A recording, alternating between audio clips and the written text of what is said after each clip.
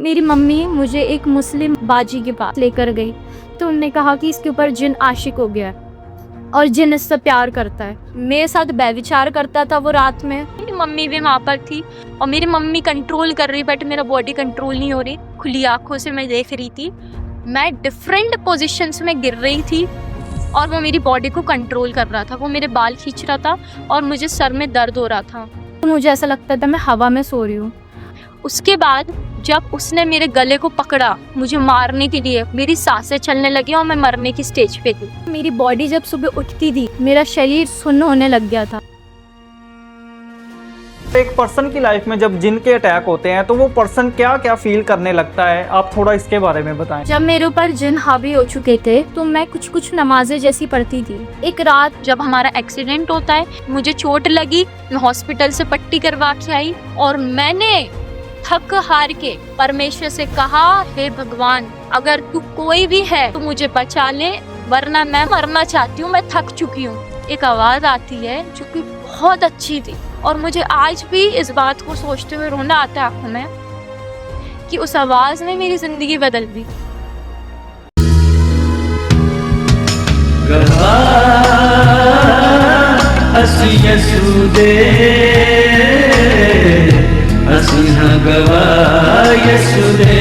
सबको जय मसीह की। स्वागत है आपका हमारे प्रोग्राम गवाह यीशु दे में। प्रभु के वचन में लिखा है कि मैं तेरे दुख को आनंद में बदल दूंगा। तो सचमुच प्रभु का वचन हमारे दुख को जो है वो आनंद में बदलने की ताकत रखता है। तो आज के हमारे जो गेस्ट हैं उनके जीवन में भी काफ़ी दुख परेशानियां थी। दुष्ट आत्मा की वजह से उन्हें कई प्रकार की बीमारियां थी और उनके ऊपर दुष्ट आत्मा के अटैक होने की वजह से वो इतना ज़्यादा परेशान हो गए थे कि उन्होंने कई बार आत्महत्या करने की भी कोशिश की। तो आज हम इनसे जानेंगे कि कैसे इन्होंने प्रभु यीशु मसीह के बारे में जाना। तो आइए हम मिलते हैं सिस्टर कुमकुम तिवारी जी के साथ। जय मसीह की sister ji. Praise the lord. Sister ji, स्वागत है आपका हमारे प्रोग्राम गवाह यीशु दे में।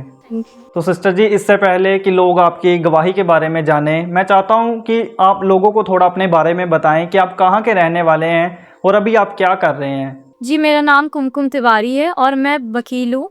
मैं भोपाल में रहती हूँ। मैं अपने परिवार के साथ हिंदू समाज में पली बड़ी हूँ, जो कि मैं एक पंडित खानदान से आती हूँ। हम तिवारी सरनेम लिखते हैं, जो कि मेरा पूरा खानदान मसीह में नहीं है, पर मैंने प्रभु यीशु मसीह को जाना है और मेरे माध्यम से ही मेरी मम्मी ने परमेश्वर में आई है और उनको जाना है। फिलहाल मैं अभी वकील के तौर पे काम करती हूँ। मैं जज की पढ़ाई कर रही हूँ। तो आगे चल के मुझे, मेरा एम है जज बनना, परंतु परमेश्वर जैसे मुझे आगे बढ़ाएगा, जैसे उसकी इच्छा हो वो पूरी करने आए हम। मेरी अभी कॉलिंग, मेरे जैसे कि प्रॉफिट जी ने बपतिस्मा दिया था और उन्होंने मुझे आशीष किया करते हुए बोला है परमेश्वर ने कि मेरी कॉलिंग है अपोस्टल की, and I will be called to the nations. और मैं नेशंस में जानी जाऊंगी और मैं प्रचार करूंगी, मैं हील करूंगी, and I will cast out demons. ये मेरी कॉलिंग है। आपने अपनी टेस्टमनी में लिखा था कि आपको काफ़ी ज़्यादा हेल्थ इश्यूज थे जिनका कारण इवल स्पिरिट्स थी।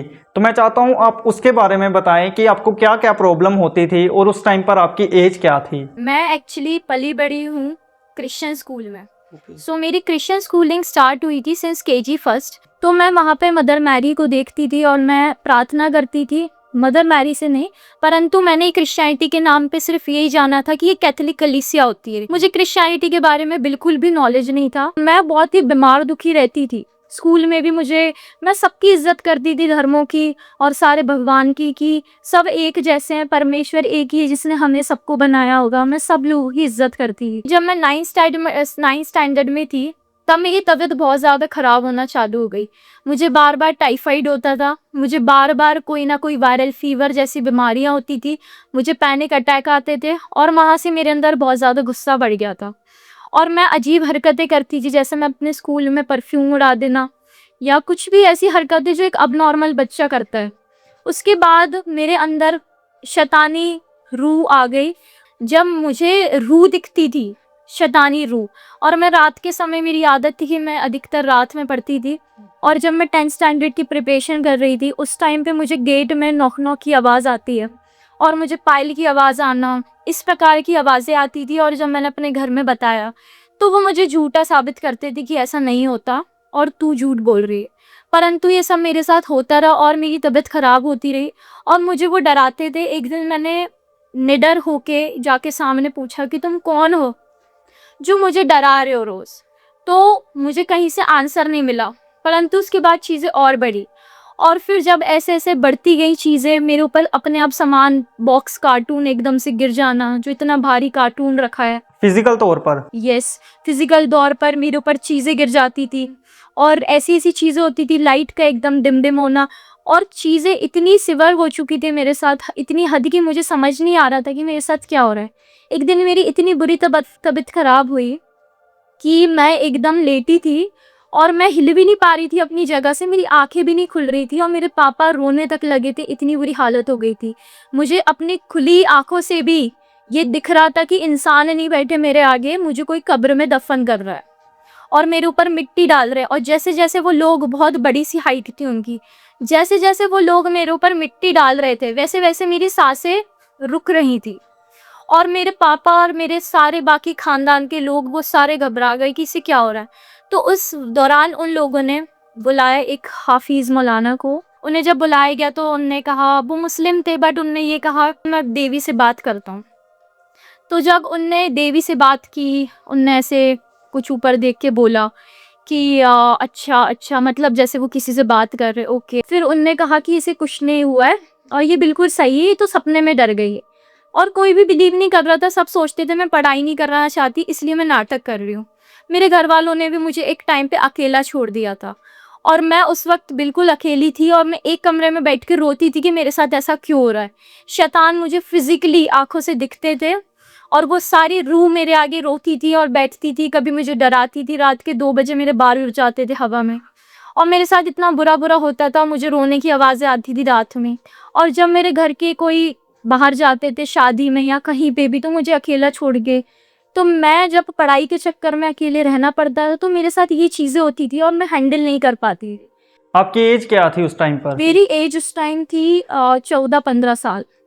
और बल्कि यही नहीं, 9th क्लास से ही नहीं, जब मैं 3rd क्लास में थी तो मेरी फैमिली मुझे बताती है कि मेरी तबीयत ख़राब हो गई थी मेरी बुआ की शादी के दौरान। और उस वक्त मेरी इतनी बुरी हालत हो गई थी कि मेरे पेट में दर्द हुआ।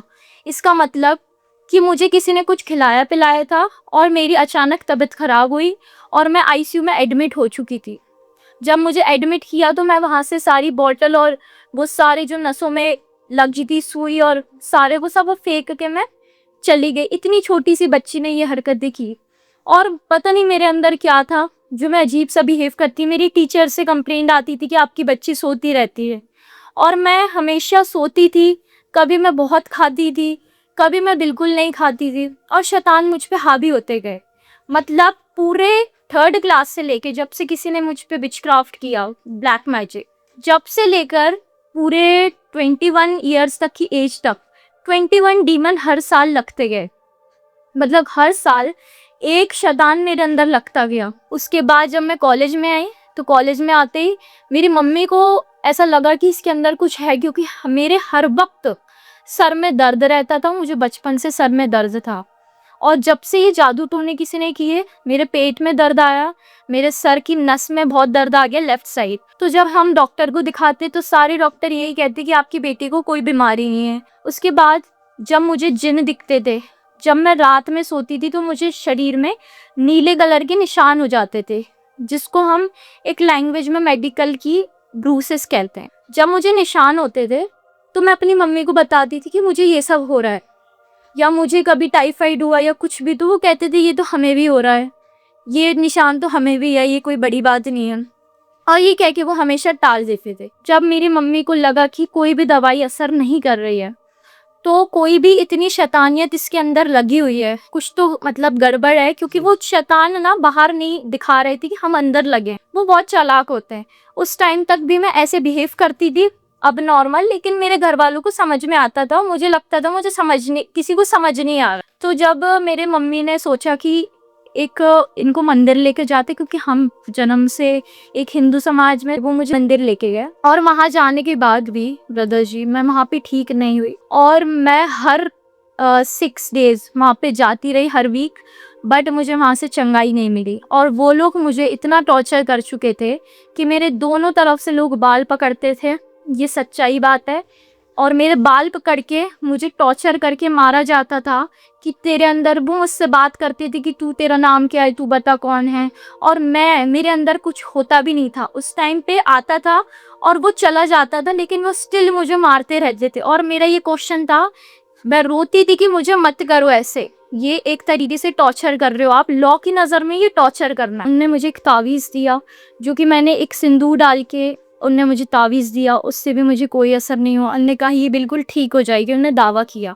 और जब मैंने उसको पहना तो मुझे और शैतान ने अटैक किया।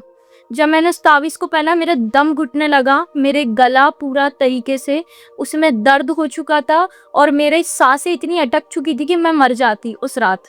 जब वो शैतान मुझ पे हावी हुए और मुझे बेसिकली दिखने लग गए थे, मेरे सामने एक रूह दिख रही थी आंख बंद करते। तो मेरा क्वेश्चन था उस रात, क्या ये ईश्वर वाकई है कि मुझे ठीक नहीं किया? क्या एक ताबीज़ मेरी हिफाजत कर सकता है? मेरी ज़िंदगी में हमेशा मुझे एक ताबीज़ पहन के रहना पड़ेगा? ये मेरा क्वेश्चन होते थे, बट मैं किसी ईश्वर का नाम नहीं लेती थी। मैं कहती थी क्या ऐसा हो सकता है? फिर जब हम यहाँ से परेशान हुए, हमारे घर में जो कहते कुल की देवी है, हमारे मंदिर जो बोलते हैं कि करौली में है, राजस्थान, हमें वहाँ पे मेरी मम्मी पापा सब मुझे लेके गए। जब मुझे वहाँ पे लेके गए, मैं वहाँ से भी ठीक नहीं, और उन अंकल के अंदर देवी आती थी, उनको कहते थे वहाँ के पंडित है, और उनके अंदर दावा करते थे देवी आने का। और मुझे समझ नहीं आता था कि ये अगर वाकई देवी आ रही है तो मुझे क्यों, ये मेरे क्वेश्चंस होते थे। किसी धर्म को ठेस पहुंचाने का मेरा कोई इरादा नहीं है, ये मेरे क्वेश्चंस होते थे, मेरी गवाही है। मैं बहुत दुखी थी, मेरी आत्मा, मैं पूछती थी कि ये क्या पॉसिबल है? क्या जिस ईश्वर ने सब कुछ बनाया वो किसी के अंदर आके मुझे ठीक कर सकता है? मैंने एक पल को माना, परंतु मैं ठीक नहीं हूँ। मुझे 2 मरतबा वहाँ पे लेके गए और उन लोगों ने मुझे झाड़ा मोर पंख से, और उन लोगों ने मेरे ऊपर ऐसे तलवार से वारा, ऐसे पूरे सर से लेके पाँव तक, और उनने कुछ कुछ बोला, लेकिन तब भी मैं ठीक नहीं हुई। और अगले ही पल पोर्टल में जाते ही मेरे अंदर शैतान फिर आ गए और उनने मुझे परेशान करना स्टार्ट कर दिया। तो मैं बहुत परेशान हुई और मैंने अपने पूरे घर वालों को, मेरे घर वाले भी हैरान थे कि ये ठीक नहीं हुई। तो मेरा क्वेश्चन था कि ये कैसे हो सकता है। उसके बाद यहाँ से हम थक हार गए, तो मेरी मम्मी मुझे एक मुस्लिम बाबा के पास लेकर गई। जब वो बाबा हमारे घर पर आए, वो बाबा जबलपुर से थे, हाफिज़ मौलाना, जब वो घर पर आए तो उनने भी मेरे बाल पकड़ के मुझे टॉर्चर किया और मुझे 2 थप्पड़ मारे ज़ोर ज़ोर से। उस टाइम मैं चीख रही थी और चिल्ला रही थी कि मैं ही हूँ, मतलब मेरे अंदर कोई शैतान नहीं है इस वक्त, मुझे छोड़ दो। और वो लोग हंस रहे थे मेरे घर वाले कि ये तो है ना झूठ बोल रहा है, शैतानी है, तेरा नाम बता, तेरा नाम बता क्या है, कभी तू मुस्लिम नाम बताता है, कभी तुम हिंदू। तो मेरे मन में ये सवाल आया कि क्या मुस्लिम हिंदू से तुम्हें क्या करना है भाई? बंदे के अंदर शैतान है वो निकालो, और ये टॉर्चर क्यों करना? मेरे अंदर जब ये क्वेश्चंस आते थे तो मैं सोचती थी, रोती थी कि ये ऐसा क्यों हो रहा है। मेरे अंदर एक उम्मीद थी कि मैं काश अभी ठीक होंगी, काश इससे नहीं, मंदिर से नहीं, मैं इधर से ठीक होंगी, क्योंकि मेरे अंदर हंगर था कि मैं कैसे भी परमेश्वर को जानूं, सच्चाई को जानूं, क्या कोई ईश्वर तो होगा जो मुझे ठीक कर सकता है। और ऐसे ही करते करते जब वो मेरे अंदर से शैतान निकाल रहे थे तो उनने एक कुछ उर्दू में लिख के कुछ आयातें या कुछ, उनने एक पेपर रोल करके उसको जला के मेरे नाक के पास सुंघाया गुलाब के फूल के साथ, और वो शैतानों को बुला रहे थे, जैसे उन्हें पता ही कि शैतान को अट्रैक्ट कैसे किया जाता है। जब उनने बुलाने की कोशिश की तो मेरी नाक जल चुकी थी पूरी इतनी, और सब ये हंस रहे थे कि इसके अंदर से देखो शैतान आ रहा है, दूसरा आ रहा है, तीसरा आ रहा है, बल्कि शैतान बहुत चालाक है, अगर वो एक भी है तो वो 10 रूप बदलेगा और झूठ बोलेगा। परंतु मेरा ये क्वेश्चन था कि मुझे क्यों नहीं ठीक कर पा रहे। ये जब गए तो मैंने अपनी मम्मी को कहा कि ये भी झूठ है, मैं नहीं मानती। मैंने साफ कहा कि मम्मी मैं खुले विचार की लड़की हूँ और मुझ में बुद्धि दी है, जो भी भगवान है उसने मुझे बुद्धि दी है और मुझे समझ है, मुझे सच्चाई दिख रही है कि क्या चीज़ है क्या नहीं है, साफ साफ। मैंने कहा मंदिर में नहीं आराम लगा, मज़ारों में नहीं लगा। उसके बाद भी मैंने उनकी बात मानी और वो मुझे लेकर गए एक बाजी के पास, जो हम भोपाल की लैंग्वेज में औरतों को, वहाँ पे मुस्लिम औरतों को बाजी कहते हैं। उनके पास मुझे लेकर गए और जब उनके पास लेके गए तो उन्होंने कहा कि इसके ऊपर जिन आशिक हो गया है। और जिन इससे प्यार करता है। तो मुझे एक पल को ये बात हैरान कर गई कि एक जिन मेरे साथ आशिक कर रहा है, मुझसे प्यार में है। तो मुझे ये चीज़ समझ नहीं आई। उसके बाद जब वहाँ पे कुछ कुछ फ़ोटोज़ लगी हुई थी जिसमें कुछ उर्दू में लिखा था, कुछ आयातें थी और मक्का मदीना की फ़ोटोज़ थी। तो मेरे अंदर जब वो जिन आया तो उसने पढ़ना चालू कर दिया कुछ। और वो जो आंटी थी, वो बाजी, वो मुझसे कहती थी कि वो मुझे चैलेंज करती थी कि तुम जिन हो, मुझे पता है तुम क्या पढ़ रहे हो, मुझे सब पता है, तुम चले जाओ वरना इसका पीछा छोड़ दो, वरना हम तुम्हारे साथ बुरा करेंगे। और फिर ऐसे करते करते मैं उनके पास कम से कम 3-4 महीने तक गई और वो हर टाइम एक नया बहाना बनाती थी कि अब इसको बॉटल में कैद कर देंगे। तो मेरा क्वेश्चन उनसे ये था कि क्या आप एक रूह को बॉटल में कैद कर सकते हो? क्या अगर वो रूह अगर वाकई कर सकते हो तो क्या वो पानी में जब आप फेंकोगे तो उसकी बॉटल की कैप नहीं खुल सकती? क्या उसमें से रूह वापस नहीं आ सकती? मैंने कहा ये फिल्मी ड्रामा है, सरासर झूठ है, ऐसा कुछ नहीं होता, ये सब काले जादू टाइप की चीजें हैं। तो जिन लोगों के ऊपर जिनके अटैक होते हैं, जैसे आपके भी ऊपर हो रहे थे, तो उसके बाद आपकी लाइफ में क्या क्या चीज़ें होने लगी? और एक पर्सन की लाइफ में जब जिन के अटैक होते हैं तो वो पर्सन क्या क्या फील करने लगता है, आप थोड़ा इसके बारे में बताएं। जब मेरे ऊपर जिन हावी हो चुके थे और वो रूह जब मेरे अंदर आती थी तो मैं कुछ कुछ नमाजें जैसी पढ़ती थी। ये वाकई सच्चाई है क्योंकि मुझे उर्दू नहीं आती और मैं कुछ चीज़ें उर्दू में बोलती थी और मेरे घर वाले हैरान थे कि इसे उर्दू कैसे आती है।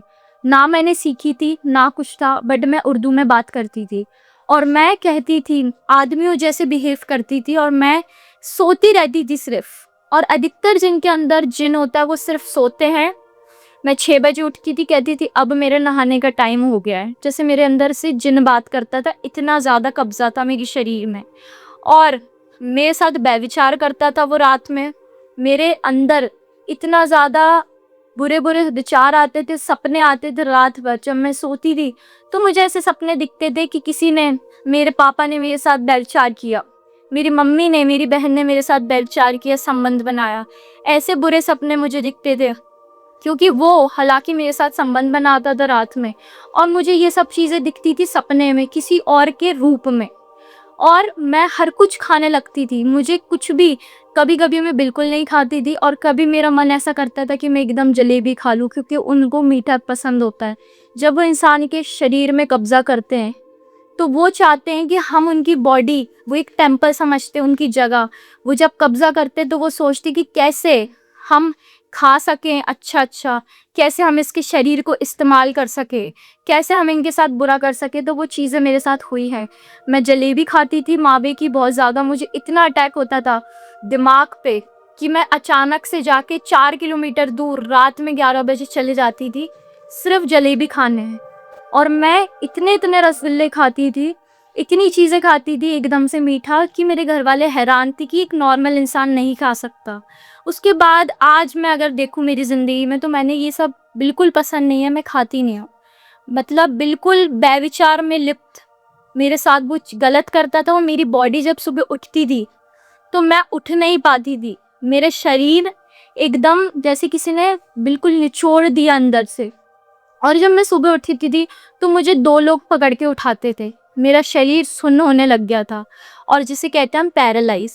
मेरा सर से लेके पाँव तक शरीर ऐसा हो चुका था कि मुझे कुछ होश नहीं था। जब मैं सोती थी तो मुझे ऐसा लगता था मैं हवा में सो रही हूँ और जब मैं बैठती थी, खाना खाती थी तो मेरे शरीर में कोई भी फील नहीं होता था, कोई सेंसेशंस नहीं होती थी क्योंकि मुझे कोई टच करता, मारता। लोगों को एक पल को ऐसा लगा कि ऐसा हो नहीं सकता। जब मैंने उन्हें कहा मार के देखो तो उन्होंने मुझे 4 से 5 बार मारा ज़ोर ज़ोर से, परंतु मेरे बॉडी में इतना फील सेंसेशंस ख़त्म हो चुके थे कि मेरी बॉडी पैरालाइज हो चुकी थी। और शैतान ने मेरे दिमाग पे इतना कब्जा किया कि मेरा दिमाग काम करना बंद हो चुका था और मेरे सर में दर्द रहता था। जब मुझे मज़ारों में और जहाँ दूसरी जगह मैं गई उनने मुझे तावीज़ दिए, मुझे उन लोगों ने कुछ फड़ के दम करके कड़े दिए हाथ में पहनने के लिए, पैरों में पहनने के लिए। उनके वजह से मुझे और दिक्कतें हुई।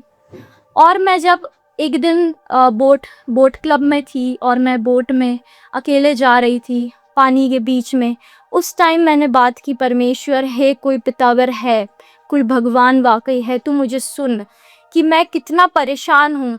क्या ये वो कड़े हैं जो कोई दम करके या तावीज़ मेरी रक्षा कर सकते हैं ज़िंदगी भर? तो मैंने कहा ये झूठ है। मैंने उन सबको निकाला और मैंने उन्हें पानी में फेंक दिया। मैंने पूछा क्वेश्चन कि क्या कोई नहीं है? क्या मैं आसमान में देख के कहती थी क्या कोई नहीं है जो मेरी जान बचा सकता है? मैंने 4 बार सुसाइड करने की कोशिश की। मैं सीढ़ियों से ऊपर जाती थी 4th फ्लोर पे कि मैं यहाँ से कूद जाऊंगी। शैतान मुझे मारना चाहता था और मुझे पता नहीं क्या होता था कि मैं एकदम से चढ़ जाती थी मरने के लिए और अगले ही पल मुझे जैसे कोई रोक लेता था हमेशा। इस टाइम पे भी मुझे परमेश्वर ने रोका और मैं रुक गई, लेकिन मुझे कुछ अनुभव नहीं हुआ कि किसी की आवाज़ आई या मुझे किसी ने रोका, परंतु एक स्पिरिट थी, एक कुछ फोर्स था तो मुझ पे था और मैं एकदम से रुक जाती थी। उसके बाद मैंने सुसाइड करने की कोशिश की, मैंने फांसी लगा ली थी और मेरे घर में कोई भी नहीं था। जब मेरे घर वालों को पता चला तो मेरे पापा ने चिल्लाया, मेरी मम्मी और मेरे अधिक मतलब जो घर परिवार में लोग हैं वो सब आए और गेट खटखटाया, परंतु वो गेट खुल नहीं सकता था, वो बहुत भारी गेट था। जब आप ये सब चीज़ें कर रही थी तो क्या उस टाइम पर आप अपने स्टेट ऑफ माइंड में थी या शैतान की वजह से, शैतान के प्रभाव की वजह से आप ये सब चीज़ें कर रही थी? एक्चुअली ब्रदर जी ये शैतान ही करवा रहा था। कोई नॉर्मल इंसान अपने आप को ऐसे नहीं कर सकता। मैं चाकू लेती थी और मेरे अंदर इतना ज़्यादा पोजेशन था डीमंस का कि मैं चाकू लेके अपने आप को देखती थी और यहाँ पे रख के काट लेती थी। बल्कि ऐसा कोई दुख दर्द नहीं था। एक पल को ऐसा कह सकते हैं डॉक्टर लैंग्वेज में कि डिप्रेशन है, परंतु मुझे कोई डिप्रेशन नहीं था। लोग मुझे कहते थे कि मुझे डिप्रेशन है और मैं कहती थी मुझे डिप्रेशन नहीं है, बट मेरे साथ जो चीज़ें हो रही वो आप नहीं समझ सकते। और जब मैंने अपने फ्रेंड्स को बताने की कोशिश की तो वो मुझसे डर गए और उनने मेरा साथ छोड़ दिया और जो लोग मेरे साथ रहते उनका भी नुकसान होता। तो मेरा एक दिल ऐसा था कि मैंने सभी से दोस्ती छोड़ दी और मैंने कहा जब इतना अगर मेरे वजह से किसी का नुकसान हो रहा है, अगर मेरे वजह से कोई दोस्ती छोड़ रहा है और किसी को बुरा लग रहा है, अगर मैं इतनी ही गलत मेरे साथ हो रहा है तो मुझे मर जाना ही बेटर है और मैं कहीं से ठीक नहीं हो रही हूँ। मेरे घर वाले भी परेशान हो चुके थे, मैंने अपनी दोस्ती छोड़ दी थी लोगों से। मेरे तरह तरह के मोहल्ले में बातें हो चुकी थी। मेरे घर से ही कोई ऐसा इंसान है जिसका मैं नाम नहीं लेना चाहूँगी, पर वो बुराई करता था जाके मेरे मोहल्ले में, सबको बताता था कि इसके अंदर शैतान लगे। और जब उन्होंने कहा तो ये पूरे मोहल्ले में बात फैल चुकी थी कि मेरे अंदर शैतान है। मैं सोचती थी मैं किसी मुंह दिखाने लायक नहीं बची, क्योंकि लोगों में ये फैला दिया है समाज में कि बहुत शर्म की बात है किसी के अंदर शैतान आ गए, उससे लोग डरते हैं। तो फिर आप पूरा दिन घर पर ही रहते हाँ थे? जी, मैं पूरे दिन घर पे रहती थी और जब मेरे अंदर कुछ ऐसी चीज़ें होती थी कि मुझे कहीं ना कहीं वो लेके जाती थी बाहर, क्योंकि मैं दिन भर घर में नहीं रह सकती थी। क्योंकि शैतान आपकी बॉडी का यूज़ करता है, या तो वो खाएगा पिएगा, या तो वो सोएगा आराम करेगा, आपकी बॉडी में व्यभिचार करवाएगा, बुरे थॉट्स डालेगा और वो घूमेगा फिरेगा। ये सब मेरे साथ अनुभव किया मैंने। और जब मैं इतना परेशान हो गई थी, मैं कहीं से ठीक नहीं हूँ, मैं गुरुद्वारे तक गई अकेले और मैं 3 से 4 बार गुरुद्वारे गई, मैंने वहाँ भी बताया, बट मुझे वहाँ से आराम नहीं लगा। मैं जैनों में गई, जैन मंदिर में भी मुझे कोई आराम नहीं लगा। मैंने बुद्धिस्ट को जाना, मुझे वहाँ से भी कुछ अच्छा नहीं मिला। तो आपने बताया कि जैसे जैसे आपकी एज बढ़ रही थी, दुष्ट आत्मा के अटैक भी आपकी लाइफ में बढ़ रहे थे और उनकी संख्या जो थी वो भी इंक्रीज हो रही थी। अक्सर क्या होता है कि रात के टाइम पर जो शैतान के कार्य हैं, जो उनकी एक्टिविटी है वो तेज़ हो जाती है, वो ज़्यादा एक्टिव हो जाते हैं शैतान। तो आपकी रात उस टाइम पर कैसी बीतती थी, आप इसके बारे में थोड़ा बताएं। बिल्कुल, एक्चुअली ये कहना गलत है कि सिर्फ रात में होता था, रात में ज़्यादा होता था, परंतु उसका जो शैतानी रूप जिसका कब्जा मेरे अंदर था वो दिन भर रहता था और लोग भी डर चुके थे। और जितने हाफिज और जितने पंडित थे वो ये कह चुके थे कि ये हमारे बस की बात नहीं, हम ठीक नहीं कर पाएंगे। और जो सिर्फ दावा करते थे कि हम ठीक कर देंगे, वो भी सिर्फ पागल बनाते रहे और सबने हमसे पैसे लिए और तरह तरह क्या कहा कि ये करो वो करो, बट किसी से आराम नहीं लगा। पर मैं आपको सच सच कहती हूँ, जब मैं परेशान थी मेरे अंदर दुष्ट आत्मा इतनी बुरी लगी थी कि 21 शैतान एक आता था, जैसे आपने कंचना मूवी देखी हो जी। कि 4 रूह उसके अंदर आ रही है, एक टाइम पे मर्द जैसे बिहेव करता, एक टाइम पे औरत जैसे। मल्टीपल डिसऑर्डर कह देते हैं एक मेडिकल लैंग्वेज। जब वो शैतान मेरे ऊपर हावी होते थे, मैं एक पल को लड़कों के कपड़े पहनती थी, लड़कों जैसे बात करती थी और लड़कों जैसे बैठती थी। और एक टाइम पे मैं लड़कियों जैसी बातें करती थी, कभी मैं बच्चों जैसे रोने लगती थी कि मुझे ऐसा क्यों हो गया, मैंने ऐसा क्यों किया। और एक टाइम पे मैं ऐसे फ़ील करती थी जैसे मैं बहुत डिप्रेस्ड हूँ। एक टाइम पे मुझे बहुत ज़्यादा ऐसा लगता था, हाथ-पैर काँपने लगते थे और मुझे ऐसा लगता था कि मैं अपने आप को मार लूँ। और तीसरे चौथे साइड फिर मुझे ऐसा लगता था कि मेरे अंदर कुछ आ रहा है, कुछ आ रहा है, और तुरंत मेरे अंदर वो जिन सवार हो जाते थे। और जब वो जिन आते थे तो मैं मल्टीपल चीज़ें करती थी। एक पल को मैं खाने खाने जा रही हूँ, एक पल को मैं अपने आप को मारने की कोशिश, एक पल को मैं सोचती हूँ कि मैं कैसे भी सो जाऊँ। और मैं इतनी बड़ी बात बता रही हूँ आपको कि मैं 8-8 घंटे तक सिर्फ़ सोती रहती थी और मेरे घरवाले हैरान थे कि मैं इतने-इतने घंटे कैसे सो सकती हूँ। मैं रात में 8 घंटे सोती थी और 12 घंटे भी दिन में सोती थी। मैं मुश्किल से 3-4 घंटे रहती थी कभी-कभी। और अगर कोई मुझे परेशान करता था, मैं अगर अपनी मर्ज़ी कर रही हूँ और मुझे कोई परेशान कर दे या मुझे टोक दे, तो मैं शदीद गुस्से में आती थी और मैं या तो उनको मारने की कोशिश करती थी या तो अपने आप को। और मैंने कितनी बार, मेरी बहन से मेरी लड़ाई हुई तो मैंने उसके ऊपर कप फेंक के मार दिया, वो बच गई। और कितनी बार मैंने रात में अपने आप को मारने की कोशिश की। मैं जब तावीज़ और ये सब पहने थे उस टाइम की बात है, जब मैं रात में सोती थी तो मुझे नींद नहीं आती थी। मेरे अंदर एक शैतान आता था और मेरी पूरी बॉडी में खुजली चलने लगती थी। और मेरे पेरेंट्स कंघा लेके खुजालते थे, वो कैसे भी हमें मेरे को बचाना चाहते थे, उन्हें दया आती थी, पर कोई भी कुछ भी नहीं कर सकता था। उनने कितनी हनुमान चालीसा पढ़ी कि शैतान भाग जाए, वो एक माँ-बाप जितना कर सकते थे, उनने अपनी बेटी के लिए उतना किया। और इतनी रूह मेरे अंदर आती थी एट अ टाइम कि मैं इवन 1 मंथ में 3 टाइम पीरियड से भी होती थी। और ये अबनॉर्मल चीज़ें हैं बहुत ज़्यादा एक लड़की के लिए। मेरे हार्मोन्स बहुत डिसबैलेंस रहते थे। जब मैं रात में सोती थी, कभी खुजली चलती थी, कभी वो बंद हो गई अचानक, तो फिर मैं रोने लगती थी और मेरा गला कोई शैतान आके दबाता था। और जब वो मेरा गला दबाता था ज़ोर से, तो मैं चीखें मारती थी और मेरी साँसें बंद हो जाती थी। शैतान मेरे अंदर अच्छे से खाता पीता था और मैं नमाज़ें पढ़ती थी। और इवन मेरी मम्मी पे भी अटैक किया कई बार शैतान ने मेरे द्वारा। और जो भी मेरी मदद करने की कोशिश करता था, उस पे भी शैतान गुस्से में अटैक करता था और उनको भी सपने में कुछ ना कुछ दिखने लगता था बुरा, और वो भी डर जाते थे। मैं सबको इतना डराती थी, मेरे अंदर शैतान आते थे और वो इस तरीके से चाकू लेती थी और मैं बोलती थी कि मैं तुम्हें मार दूंगी, मैं अपने आप को मार लूंगी, मुझे छोड़ो। और कितने तो मेरे घर में दावा करते थे कि हम साथ में हैं तुम्हारे, परंतु उस टाइम बुरे वक्त में, मैं आपसे सच कहती हूँ, ईश्वर गवाह है, बुरे वक्त में किसी ने मेरा साथ नहीं दिया। मेरी मम्मी थी जिसने हमेशा मेरे साथ दिया। मैंने एक्सेप्ट कर लिया था कि कोई मुझे ठीक नहीं कर सकता और मेरी मौत हो जाएगी।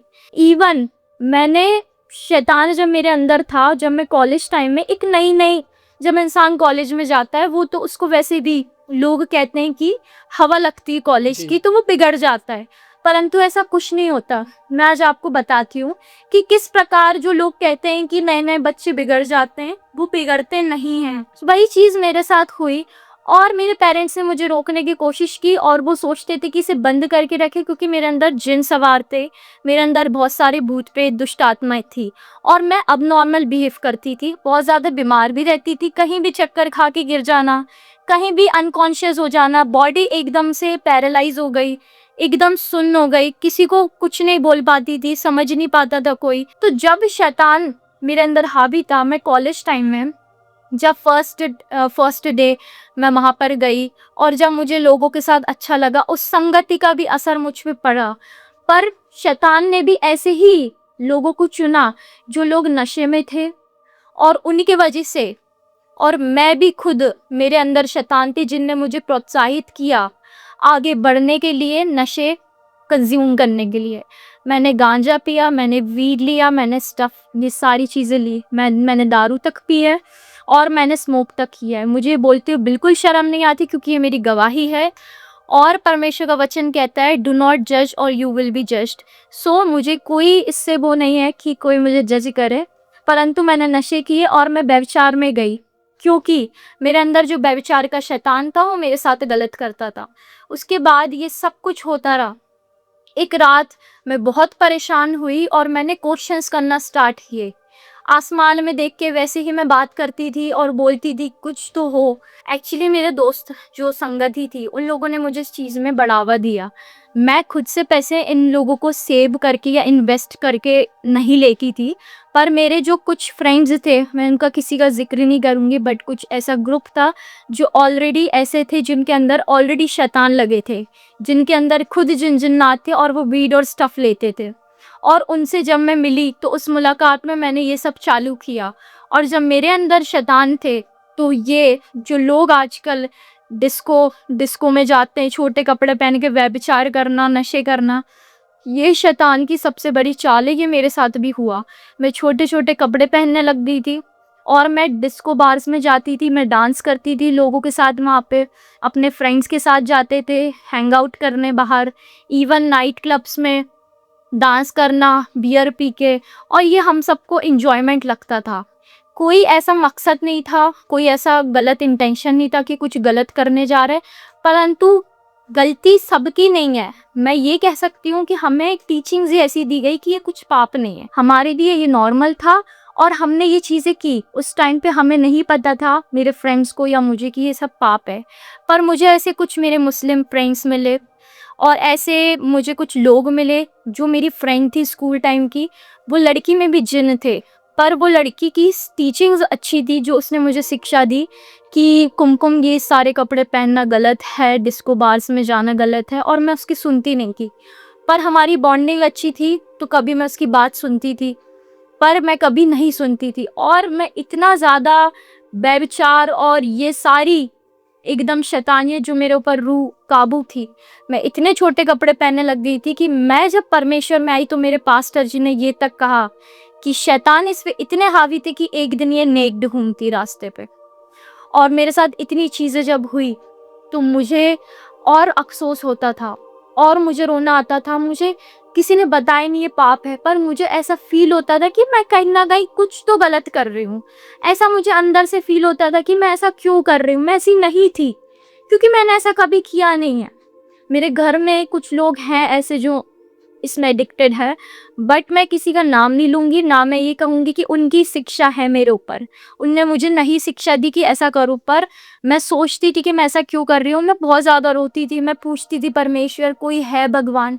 मैं बार बार मेरा एक ही क्वेश्चन था कि क्या कोई है तो मुझे ठीक कर दे या तो ऊपर ले ले। तो जब एक पर्सन इतने लंबे समय से परेशानियों से जूझ रहा होता है और उसके साथ साथ उसकी लाइफ में नशा भी आ जाता है, दुख तकलीफ़ें भी आ जाती हैं, तो क्या होता है कि एक टाइम पर आकर वो खुद टूट जाता है। तो क्या कभी आपकी लाइफ में ऐसा कोई मोमेंट आया जब आप पूरी तरह से टूट गए हों?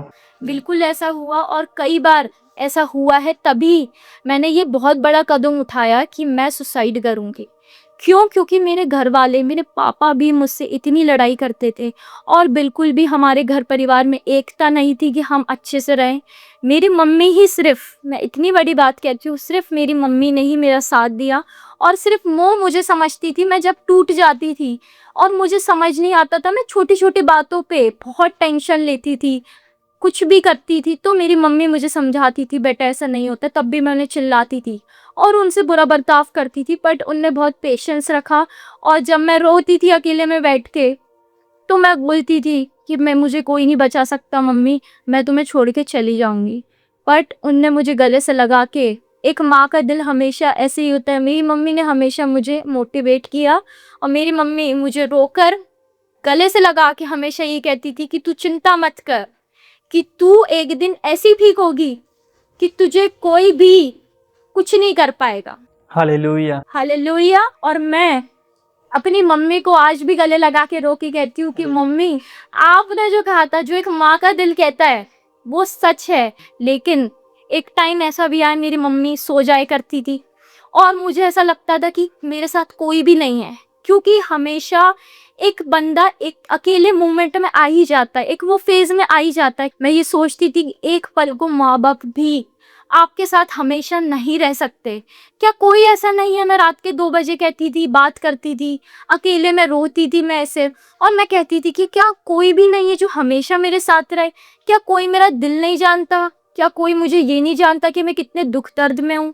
क्या मैं कोई पाप कर रही हूँ? मैंने ऐसा कौन सा पाप किया बचपन से जो मुझे इन गुनाहों की सज़ा मिल रही है? तो मेरी लाइफ ऐसी ही चल रही थी और मुझे कुछ भी समझ नहीं आ रहा था कि मैं क्या करूँ, क्योंकि मुझे जहाँ तक मैं जा सकती थी, जिस मज़हब में जा सकती थी, उस मज़हब तक मैं गई, उस ईश्वर तक मैंने पहुँचने की कोशिश की, बट मैं हमेशा निराश होकर आई और मैंने अपनी लाइफ गिव अप कर दी थी। तो आपकी लाइफ की जो स्टोरी है वो किसी मूवी से कम नहीं है। ये चीज़ें जो आपने फील की हैं, जो आपने सहा है, ये अक्सर हमने मूवीज़ में ही सिर्फ देखा है, लेकिन आपने अपनी लाइफ में ये चीज़ें खुद फेस की हैं। मूवीज़ में भी अक्सर यही होता है कि हीरो की एंट्री होती है और हीरो आकर सब चीज़ें सॉर्ट कर देता है, लेकिन रियल लाइफ में हमारा एक हीरो है जिसका नाम है प्रभु यीशु मसीह। जब वो किसी पर्सन की लाइफ में एंटर करते हैं तो वो भी सब चीज़ें सॉर्ट कर देते हैं, वो उसको दुखों से आज़ादी दे देते हैं। तो आपकी लाइफ में प्रभु यीशु मसीह का आना कैसे हुआ? कैसे आपने प्रभु यीशु मसीह के बारे में जाना? कैसे आपको दुष्ट आत्माओं से डिलीवरेंस मिली? आप इसके बारे में थोड़ा बताएं। जैसे कि 28 अप्रैल को मेरा बर्थडे था 2025, और 27 ऑफ अप्रैल को मेरी बहन ने मुझे कहा कि हम शॉपिंग पे चलते क्योंकि तेरा बर्थडे है। तो मैं राज़ी नहीं थी, कहीं ना कहीं मुझे एक डर था और एक दुख भी था कि मैं अपना बर्थडे सेलिब्रेट नहीं कर पाती, क्योंकि हर बर्थडे बचपन से मेरे साथ हर बर्थडे पे ही ऐसा रहा है कि कुछ ना कुछ मेरे साथ होता है। या तो मेरी तबीयत ख़राब बहुत ज़्यादा हुई, या तो मेरे किसी दोस्त से मेरी लड़ाई हुई, या घर में किसी से लड़ाई हुई, मतलब मेरा हर बर्थडे ख़राब रहा। इस बर्थडे भी मुझे लगता था कि कुछ गलत होगा, और आप सर्च भी कर सकते हैं। 2025 27 ऑफ अप्रैल को अमावस्या थी, और उस टाइम मेरी बहन के साथ जब मैं रात में शॉपिंग करने गई, क्योंकि अगले दिन मेरा बर्थडे था, और जब मैं शॉपिंग के लिए गई तो जब हम लौट रहे थे मार्केट से, भोपाल में एक अरेरा हिल्स रोड है कोर्ट के पास में, वहाँ पे कहते कब्रिस्तान है। वहाँ से मैंने देखा आते वक्त कि एक रूह वहाँ से आ रही है मुझे देखते हुए, और वो बुलाती है 4-5 और स्पिरिट्स, इवल स्पिरिट्स को। जब वो आते हैं साथ में तो मेरी गाड़ी के नज़दीक से जैसे ही निकलते तो एकदम से टायर घूमता है और गाड़ी अनकंट्रोल होके गिर जाती है। जब हमारा एक्सीडेंट होता है, मेरी बहन को भी लगती है, मुझे भी लगती है, बट मेरी बहन को कम लगती है। मेरे घुटने में, नीज में पूरा छेद हो चुका था और डॉक्टर ऑपरेशन की बात कर रहे थे, पर मैंने ऑपरेशन के लिए मना किया क्योंकि मैं डरती थी। मैंने कभी अपना ऑपरेशन नहीं करवाया। उस दिन जब मेरा एक्सीडेंट हुआ और मुझे चोट लगी, पूरा मैं खून से लथपथ मेरा पैर था, मेरे हाथ छिल चुके थे और मैं बहुत दुख में थी। उस टाइम पे कोई गाड़ी एक्चुअली थी नहीं, आगे कोई गाड़ी नहीं थी, राइट लेफ्ट साइड कोई गाड़ी नहीं, पीछे से किसी ने धक्का नहीं दिया। अचानक से मैंने एक रूह देखी आ रही है, और मैंने कोई गाड़ी भी, मैंने ब्रेक नहीं मारा, मैं ही चला रही थी। अचानक से वो गाड़ी पलट गई और वो घिसते हुए हम आगे गए। मुझे बहुत बुरी लगी। ऊपर से जो हमारे पीछे बंदा एक आ रहा था स्पीड में, 2 लड़के गाड़ी चला रहे थे, हमारे वजह से उनकी भी गाड़ी टक्कर हुई और उनको लगी, उनका भी नुकसान हुआ, उनको उनके हाथ में छिले।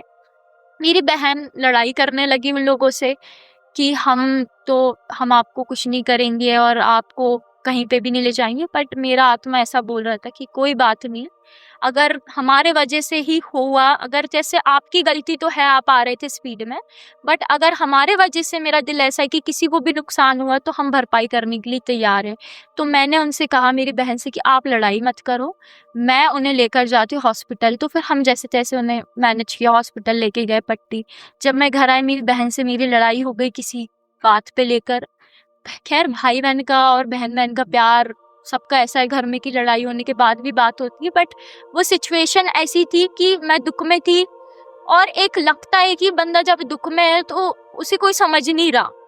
मुझे चोट लगी, मैं हॉस्पिटल से पट्टी करवा के आई और मैं बहुत दुख में थी, मेरा पैर तक हिल नहीं रहा था, और पूरी पट्टी में भी इवन करवाने के बाद खून खून हो रहा था। और उस टाइम मेरी बहन से मेरी लड़ाई हुई, मुझे कोई नहीं समझ रहा था। उस समय की बात है जब मैं परेशान हुई और मैंने थक हार के परमेश्वर से कहा, हे भगवान, अगर तू कोई भी है तो मुझे बचा ले, वरना मैं मरने के लिए स्वीकार कर चुकी हूँ अपनी जिंदगी में। मैं मरना चाहती हूँ, मैं थक चुकी हूँ। क्यों इतना एक्सीडेंट, क्यों इतना शैतान मारना चाहता है, कभी फांसी पे लटकना, कभी ट्रेन की पटरी के सामने आ जाना, कभी गाड़ी के सामने, बस के सामने आ जाना मरने के लिए, कभी रेलिंग पे से फोर्थ फ्लोर से कूदने की कोशिश। तो मैं बीमार रहती, मैं परेशान रहती, शैतान आके हंसते, मजाक उड़ाते और सबको चैलेंज करते कि तुम कुछ नहीं कर सकते भाई। तो मैं कहती थी कि मैं थक चुकी हूँ, मुझे मार दो, कुछ नहीं हो सकता। अब मैंने एक्सेप्ट कर लिया 100%, कुछ कुछ होप बची थी लाइफ में, बट वो जा चुकी थी। अब इस बार मैंने कहा कि मुझसे नहीं होता, और मैं बहुत एक टूटे, इस बार मैं ज्यादा, मतलब जितनी बार रोई उससे भी ज्यादा गुना अगर देखा जाए, मैं पूरे 100% टूटे हुए दिल से उस टाइम रोई, और मैंने कहा मुझसे नहीं होता। उस समय की बात है जब ये 12 बज रहे थे और 28 अप्रैल स्टार्ट हो गया था, और मेरे बर्थडे के दिन 12 बजे मुझे आवाज आती है, एक आवाज आती है जो कि बहुत अच्छी थी, और मुझे आज भी इस बात को सोचते हुए रोना आता है आंखों में कि उस आवाज ने मेरी जिंदगी बदल दी। मुझे एक आवाज आती है कि मेरी बेटी, मैं तेरे साथ हूं, तू चिंता मत कर, तेरे दिल को मैं जानता हूं और तेरे आंसुओं को मैंने देखा है। और जब मैंने ये सुना तो ब्रदर जी, मैंने पूछने की भी कोशिश नहीं की कि ये कौन है, क्योंकि वो आवाज इतनी अच्छी थी। मैं उसके पीछे चली गई बस, और मैंने कहा ये कौन है। मैंने मन में सोचा, मैंने सवाल नहीं किया, मैंने मन में सोचा ये किसकी आवाज है, ये है कौन जो मुझे ऐसा कह रहा है, एक उम्मीद दे रहा है जब मैं मरने की बात कर रही हूँ, जब मैं हार चुकी हूँ मेरी जिंदगी में, तो ये मुझे उम्मीद दे रहा है कि मैं ठीक हो जाऊंगी। मैंने ऐसा मन में सोचा, और मेरे को एक आवाज आती है कि मैं तेरा पिता हूँ जो सब कुछ जानता हूँ, और मैंने तेरी जिंदगी देखी है, और आज से मैं तुझको कहता हूँ सच सच कि तेरी जिंदगी जो थी, जैसा मेरी मम्मी ने कहा था कि तू एक दिन ऐसी ठीक होगी कि तू कभी भी बीमार ना होगी, कभी तुझे कुछ नहीं होगा, वो सेम बात एक होप की तरह ये दूसरी बार मैंने सुनी अपने कानों में। मैंने कुछ देखा नहीं, मैंने सुना कि तू, आज से मैं तुझे आशीष करता हूँ, तेरी जिंदगी हालेलुया बदलने वाली है। और मुझे ये सुन के मुझे हैरानी हुई, और मैंने फिर पूछा, मैंने कहा क्या कोई है। फिर आवाज बंद हुई, तो मुझे कुछ सुनाई नहीं दे रहा था, और मैं और फूट फूट के रोने लगी वो आवाज सुन के। तो 2 मिनट एक साइलेंस था, कोई आवाज नहीं आई। उस बीच में मैं फिर टूटी कि क्या वो आवाज वाकई चली गई, अब फिर नहीं आएगी। कौन है वो जो मुझसे बात कर रहा है, क्या करूं मैं, इसके लिए मुझे क्या करना होगा। मैंने पूछा तुम कौन हो, कहाँ हो, मुझसे जो बात कर रहा है मुझे बताओ मैं क्या करूं। फिर मुझे एक ब्रेक, 2 मिनट के ब्रेक के बाद जब मैं रोई, मैंने सोचा वो आवाज नहीं आई। फिर मुझे एक आवाज आती है कि तू चर्च जा, तू चर्च जा और तू प्रार्थना करवा। और जब मैंने ये सुना तो मुझे मेरे स्कूल के दिन याद आए कि ओके ये prayer, church, Jesus Christ, but मुझे इतना ही नॉलेज था, मुझे कुछ नहीं पता। मुझे किसी ने, जो लोग कहते हैं ब्रदर जी कि किसी ने प्रचार किया, किसी ने किसी के लिए प्रार्थना की, लोग कन्वर्ट कर रहे हैं, लोग पैसे दे रहे हैं, मेरे साथ ऐसा कुछ नहीं हुआ ना। मैं कुल्लम कुल्ला कहती हूँ इस बात को, हालेलुया, परमेश्वर का अनुग्रह कि परमेश्वर ने मुझसे खुद बात की है, और किसी ने मुझे पैसे नहीं दिए, किसी ने जबरदस्ती, मेरा खुद राइट्स है। मैं अपने सारे लॉ कर चुकी हूँ, BLLB डिग्री है, LLM कर रही हूँ, मेरे पास डिग्री होल्ड करती हूँ, पढ़ी लिखी हूँ। लोगों का कहना अनपढ़ लोगों को बेवकूफ बना के परिवर्तन, मुझे किसी ने बेवकूफ नहीं बनाया। लोग बेवकूफ बनते हैं वकीलों के द्वारा, यहाँ मैं बेवकूफ नहीं हो सकती। पढ़े लिखे घर खानदान से हूँ, मेरे माँ बाप ने पढ़ाया लिखाया, हमारे पास पैसों की ऐसी कुछ कमी नहीं रही कि हमें किसी से भीख मांगनी पड़े जाकर। हमारी मम्मी ने इतना काम किया, पापा ने किया कि हमारे पास आज है परमेश्वर का दिया हुआ। मैं आज भी बिल्कुल फक्र से कहती हूँ, हाँ मेरा नाम कुमकुम तिवारी है, और मैं हिंदू परिवार से हूँ, पंडित फैमिली से, जहाँ हम तिवारी सरनेम ब्राह्मण ऊंची जाति में माने जाते हैं। लेकिन मैं क्रिश्चियन बनी हूँ, उसकी एक बहुत बड़ी जर्नी है। जहाँ मैंने परमेश्वर को जाना और जब ये आवाज़ मैंने सुनी, उसके बाद मेरा दिल एकदम अंदर से, मेरी स्पिरिट में कुछ हुआ कि नहीं, मुझे ये जानना है, ये मैं उस आवाज़ के पीछे चल पड़ी। परंतु यहाँ पे भी शैतान ने खेल किया ब्रदर जी। जब शैतान ने देखा, पहले तो उसको पता था मैं परमेश्वर में आने वाली हूँ, परमेश्वर मुझसे बात करेगा, उसे फ्यूचर पता था, इसलिए उसने मुझ पर अटैक किया बर्थडे से पहले। और जब ये अटैक हुआ, उसने मुझे मारने की कोशिश की कि ये तो परमेश्वर में आ रही है, इसको मार ही देते, किस्सा खत्म। मैं मरी नहीं, परमेश्वर के अनुग्रह से, परमेश्वर बड़ा है, मोस्ट हाई गॉड, उसने मुझे बचाया। मैं परमेश्वर का नाम जाना, परमेश्वर ने कहा चर्च जाओ, प्रार्थना करो। जब मैंने ये जाना तो उसके बाद भी शैतान ने मुझसे बात करना स्टार्ट की और मुझे बहकाना चालू किया, चर्च मत जाना, चर्च कुछ नहीं है, चर्च सब झूठ है, कैथोलिक चर्च चले जाओ, यहाँ चले जाओ, कुछ नहीं है, मूर्ति ही है, ये है वो है। उसने बहुत सी बातें की मुझसे और उसने कहा कि मैं ये इंसान था, मैं यहाँ से मर गया था और मैं तो क्रिश्चियन हूँ, मेरा नाम ये है XYZ। उसने मुझे ट्रैप में फंसाने की कोशिश की, जाल में, कि ये सब झूठ है, जो तूने आवाज सुनी, तू मतलब उसके पीछे मत जा, ये झूठ है। लेकिन मेरे पास विजडम है, परमेश्वर ने मुझे बुद्धि दी है, मैंने उसका इस्तेमाल किया, मैं उस आवाज के पीछे गई। और जब मैं परमेश्वर में आई, मैंने अपने घर में कहा कि मुझे परमेश्वर के पीछे ही जाना है, आप चर्च ढूंढो, आप प्रेयर करवाओ। जब हमने ढूंढा तो हमें एक पास्टर जी मिले, हमने प्रेयर करवाई और आप मानेंगे नहीं, पास्टर जी से बात करने के बाद जब हमने प्रेयर करवाई तो सिर्फ कॉल पे 1 महीने प्रेयर हुई। Hallelujah, hallelujah. और सिर्फ प्रेयर फोन पे होने से मात्र बात करने से चमत्कार देखे मैंने। सबसे पहले मैंने ये देखा, जब मैंने प्रेयर करना स्टार्ट की, मेरा हृदय टूटा। जो परमेश्वर का वचन कहता है, तेरे हृदय को मैं तोड़ के जो पत्थर का हृदय में एक मांस का हृदय दूंगा। जो कि मैंने देखा, मेरा हृदय टूटा और मैं रोई। जो कि जब मैं रोई, मैंने परमेश्वर का नाम जाना। और जब मैं एक दिन प्रार्थना कर रही थी, मैंने पूरे 8 घंटे प्रेयर करी। और वो 8 घंटे के प्रेयर के दौरान जब मैं परमेश्वर से मांग रही थी साम्स 91, जो लास्ट में परमेश्वर का वचन कहता है कि तुम अपनी आंखों से देखोगे कि मैं किस प्रकार विधर्मियों को दंड देता हूँ। जब मैंने ये रिपीट किया बार बार और मैंने कहा परमेश्वर मुझे दिखा, मुझे सच्चाई दिखा अगर तू है।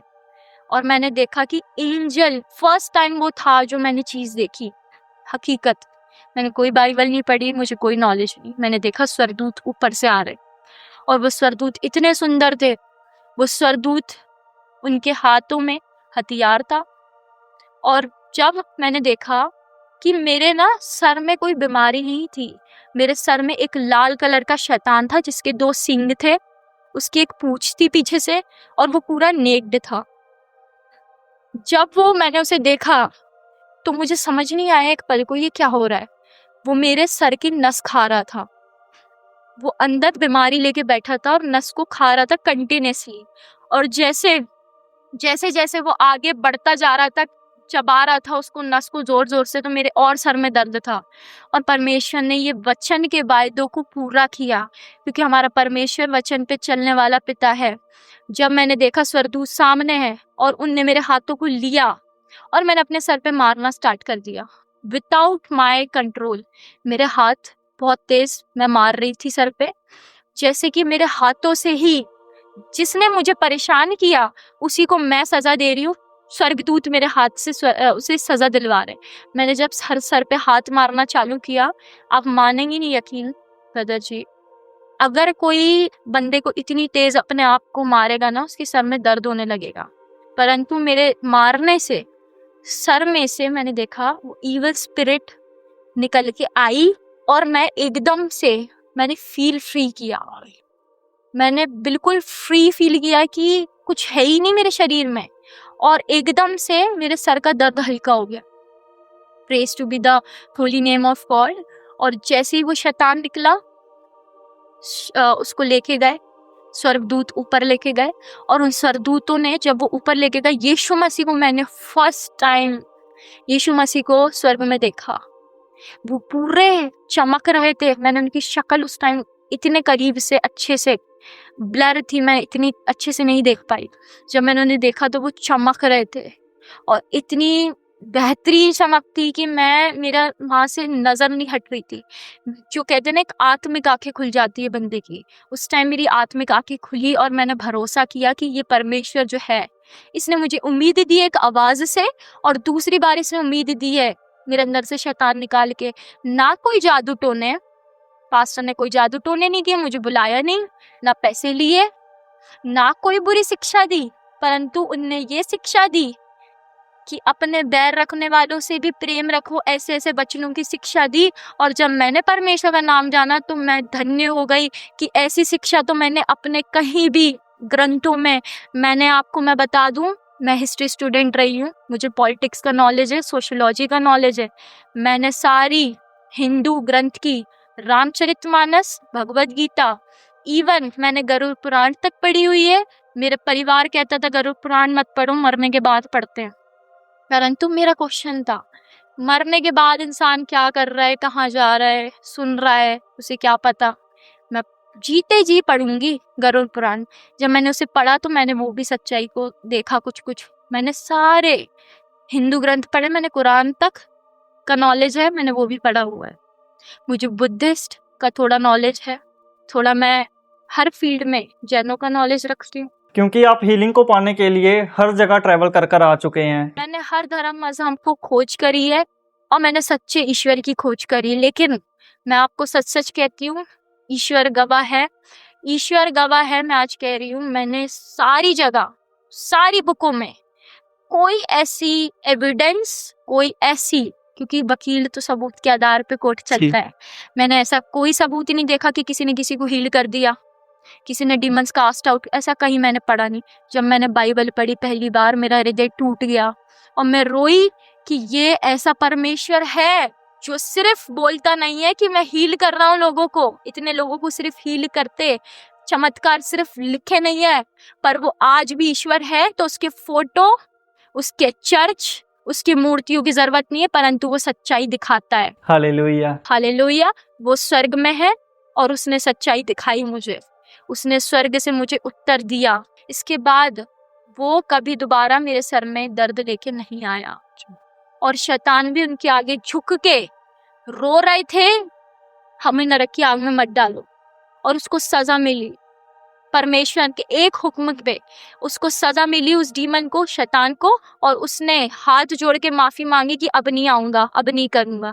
मतलब शैतान भी यीशु मसीह के आगे कांप रहा था और माफी मांग रहा था।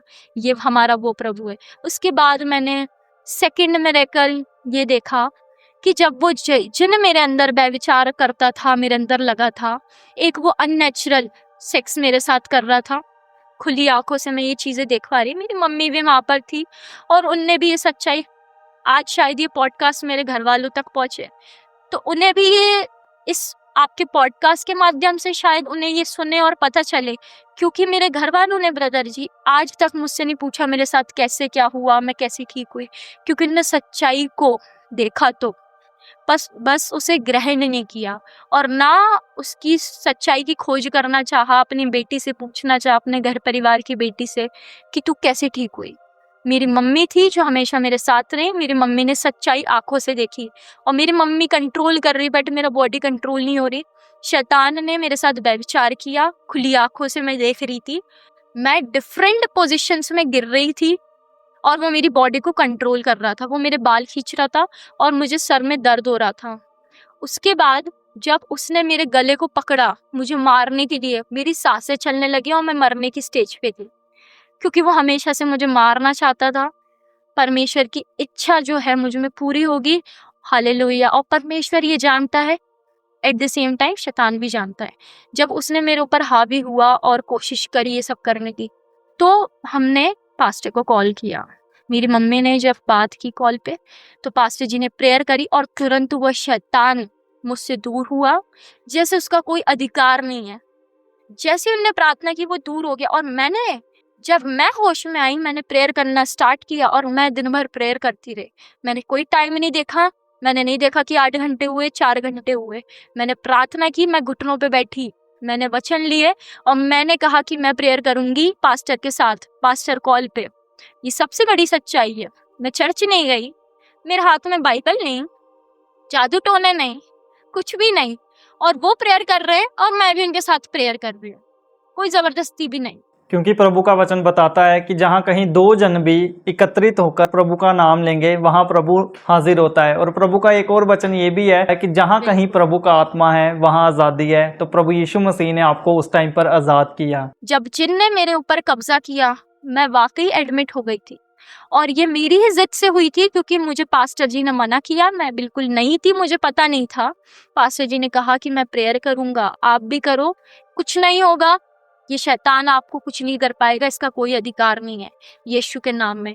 बट मैंने उनकी बात नहीं सुनी। ये मेरी गलती थी, क्योंकि मैंने इतना प्रभु को जाना नहीं था, मुझे चीज़ें पता नहीं थी। दर्द इतना बढ़ गया था, इतनी सांस लेने में दिक्कत हो रही थी कि मेरे पेरेंट्स को मैंने कहा मुझे हॉस्पिटल लेके जाओ। जब मुझे नज़दीकी हॉस्पिटल लेके गए, मेरे पास आज भी वो फ़ोटो, अगर मैं चाहूँ तो मैं आपको शेयर कर सकती हूँ, आप भी सच्चाई को देखें।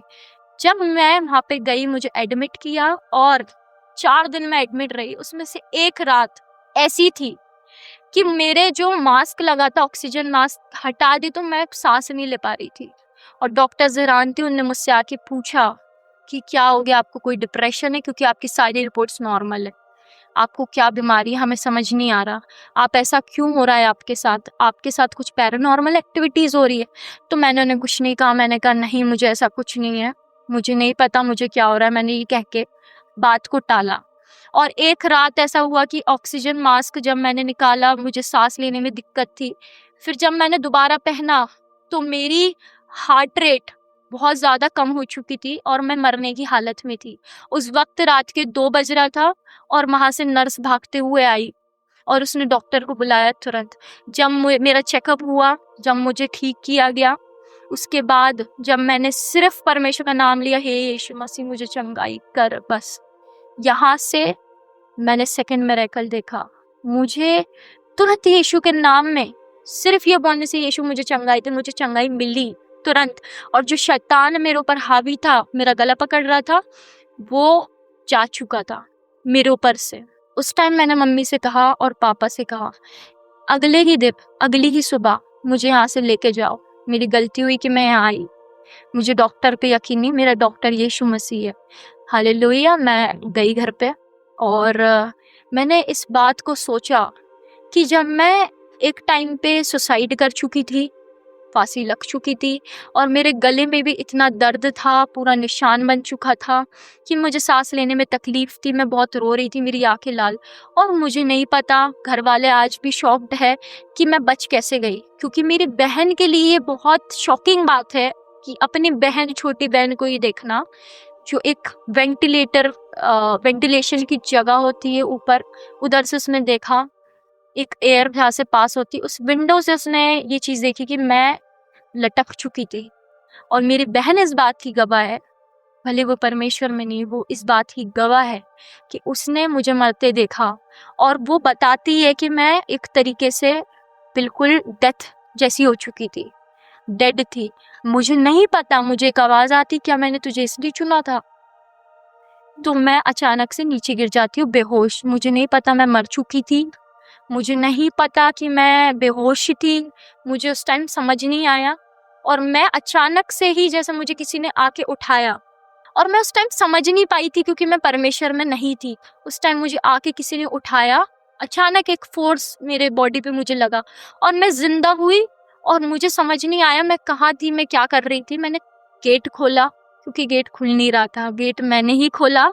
और मेरी मम्मी मुझे मारने आ रही थी, क्योंकि माँ के दिल से एक पूछो कि उसकी बेटी के साथ ये सब हो रहा है, वो कैसे बर्दाश्त कर रही है। वो कैसे भी चाहती थी मेरी बेटी ठीक हो जाए बस। मेरी मम्मी को बहुत गुस्सा है कि मैं ऐसा कैसे कर रही हूँ, बार बार मैं कैसे भी ठीक हूँ। मेरे घर वालों ने मुझे बचाया, कहते कोई बात नहीं, तू रिलैक्स कर, तू ठीक रहे और तू ठीक होगी, ऐसा कह के वो लोग अपने अपने रास्ते चले गए। और मैं उस टाइम रो रही थी और मैं सोच रही थी कि मैं जिंदा कैसे बच रही हूँ बार बार।